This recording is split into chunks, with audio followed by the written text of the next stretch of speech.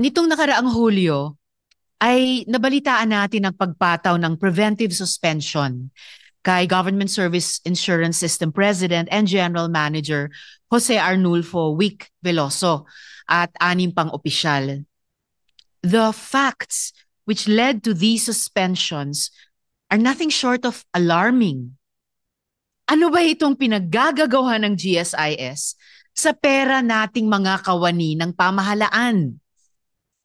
Dear colleagues, habang seryosong itinutulak ng Senado ang mga panukalang batas ukol sa e-gambling, mukhang may isa pang klase ng pagwawaldas ng pera na dapat tayong o dapat nating bantayan. Yung pondong inaasahan ng mga pampublikong manggagawa na magbunga sa takdang panahon matapos itabi at hulugan ay mistulang isinusugal at ipinapatalo ng mga opisyal ng GSIS. Let's look at the numbers. At present, GSIS has a 1.83 trillion pesos in total assets. 1.83 trilyong piso iyan mula sa sama-samang pangarap at pagsisikap ng ating mga kawani sa gobyerno na buwan-buwan ay kinakaltasan ng sahod bilang contributions sa GSIS. 2,736,710. Ganyan naman po karami ang mga miyembro at pensyonado natin sa ilalim ng GSIS. Sila ang ating mga guro, pulis, traffic enforcers, doktor at nurse sa pampublikong ospital, empleyado sa lokal na pamahalaan.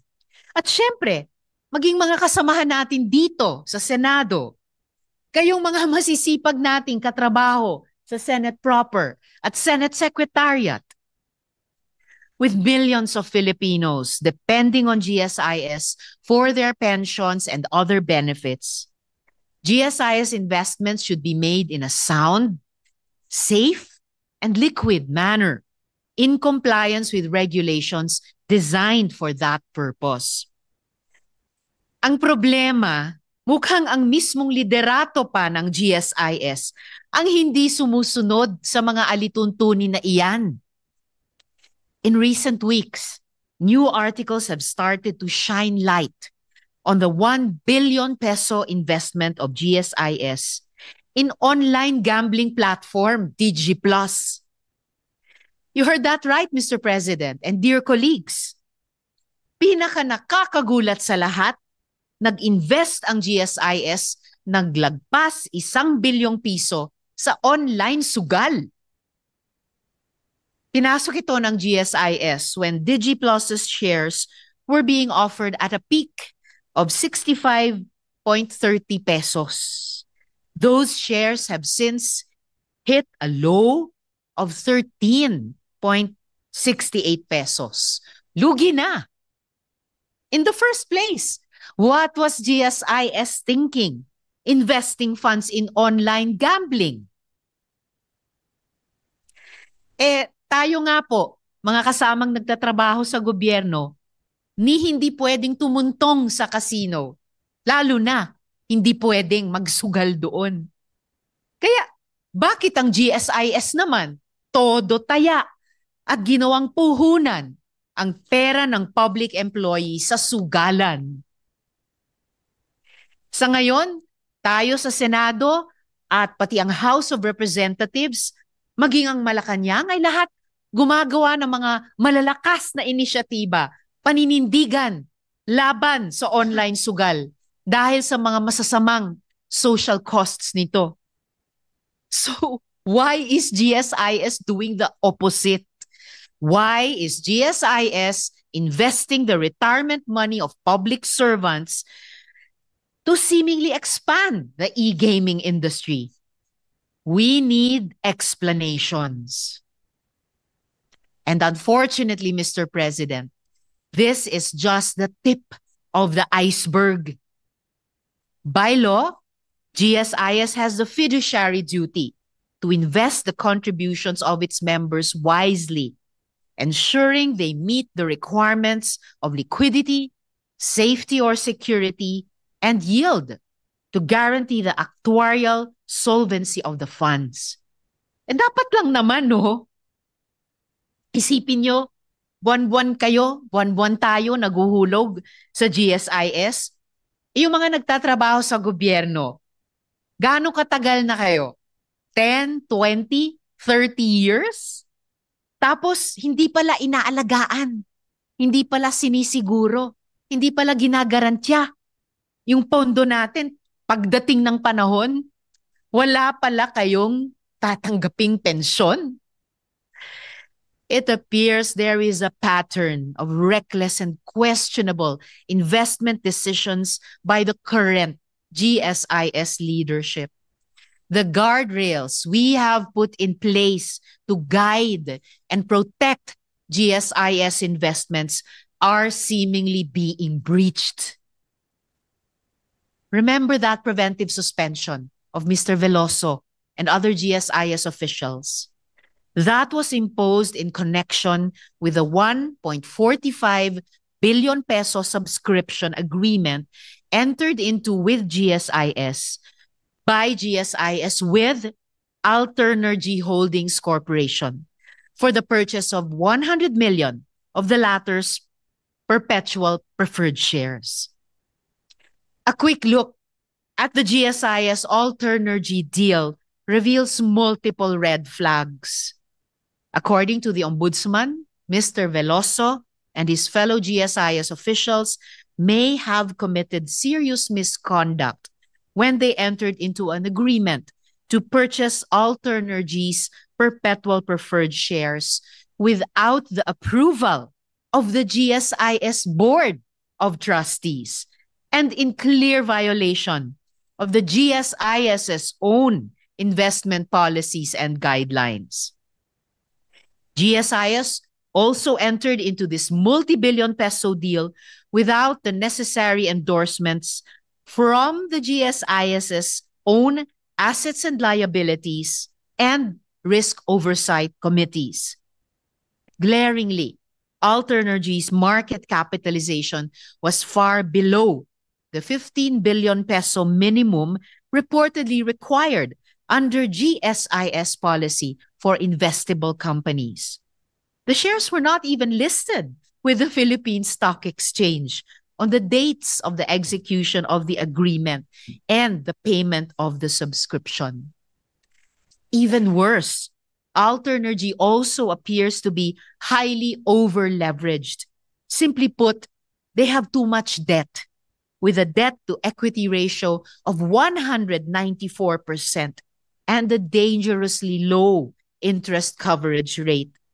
Paano nakapagdeklara ng 40 million peso cash dividend ang kumpanya iyan? Puro sila utang at in financial distress na. Ang malala pa, Mr. President, hindi nag-iisa ang Alternergy. Ayon sa annual audit report ng Commission on Audit noong 2023, nag-invest ang GSIS ng hanggang 2.38 billion pesos sa tatlong publicly listed companies kasama na itong Alternergy.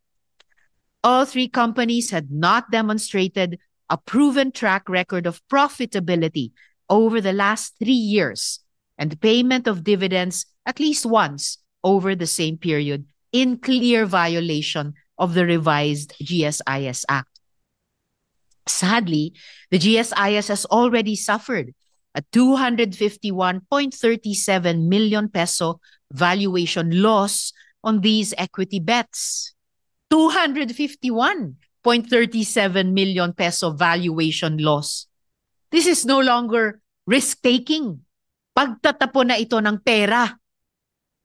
And Mr. President, the COA grimly warns that this is just the beginning, since the investments could undermine the actuarial solvency of the pension fund and place members' savings at risk.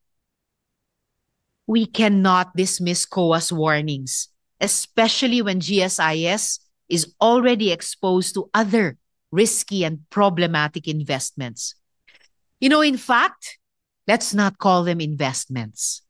These are plain and simple bad bets. Along with GSIS's questionable investment in online banking, online gambling, there is also the continuing 0.82% stake of GSIS in Del Monte Pacific, a company teetering under 2.3 billion US dollars in debt and facing massive write-offs. This investment has already incurred an estimated paper loss of 19.1 million pesos for GSIS, representing a 32.5% decline in its stake. Pero sa kabila ng matinding paalala sa mga opisyal noong bumagsak na ang halaga, hindi pa rin umaatras ang GSIS sa Del Monte Pacific. Mukhang pinaglalaruan at hinahayaan lang masayang ang pera ng ating mga lingkod bayan. Mr. President and dear colleagues, this is why the Senate should act swiftly to review the policies, procedures, and guidelines covering the GSIS's investments decisions. We should strengthen GSIS's investment policy compliance and oversight. We should increase transparency and accountability in their investments, and we should plug policy gaps and clarify ambiguities. Ngayon kasi, mukhang may pagkakaiba ang interpretasyon ng GSIS Act, ang GSIS at COA ukol sa investment options nito. The COA was of the opinion that the GSIS was limited to investing in securities of companies with a proven track record of profitability over the last 3 years and payment of dividends at least once over the same period. However, GSIS argues that these parameters are not restrictive, but rather only enumerated investments requiring reporting to Congress.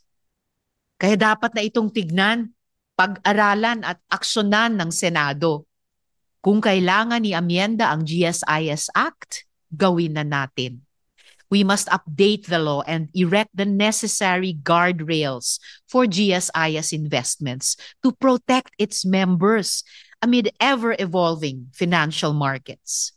Mr. President, dear colleagues, 2.7 million GSIS members, survivor pensioners, and their families are counting on the Senate's decisive action. Kapakanan ng bawat pampublikong manggagawa ang nakasalalay dito. Ang bawat teacher, lalo na yung pa-retire na at nahihirapan ng tumayo sa harap ng klase. Ang bawat pulis o traffic enforcer na araw-araw nagtitiis sa gitna ng init o ulan. Ang napakaraming health workers, social workers, at maging mga empleyado dito sa Senado na nagtatrabaho ng maayos, marangal at may malasakit. Mr. President, dear colleagues, sana'y agaran tayong kumilos para sa lahat ng Pilipinong umaasa na balang araw, yung kanilang retirement fund mula sa maraming taon ng sakripisyo at serbisyo publiko ay magdudulot naman ng ginhawa. Ang pensyon ng pampublikong sektor, hindi pang sugal. GSIS should not waste or gamble away the future of those who serve our nation. Ang mga pangyayari ngayon sa Gaza ay hindi lamang isang humanitarian catastrophe. Ito ay isang krisis ng sanlibutan. Libo-libo na ang namatay, pami-pamilya ang nalipol. Natutulog sila na walang kasiguraduhang magigising kinabukasan. Basic infrastructure and social services have been decimated. Gaza has been reduced to rubble. Sa datos ng UNICEF, 50,000 children have been reportedly killed or injured since October of 2023. Sa ilang estimate at binanggit din ito ni Senator Padilla, 28 bata, halos katumbas ng isang classroom, ang namamatay sa Gaza araw-araw.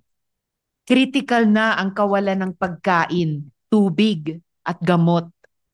Ayon sa reports, the blockade of aid, the starvation, the constant forced displacement, and the destruction of hospitals, water systems, schools, and homes.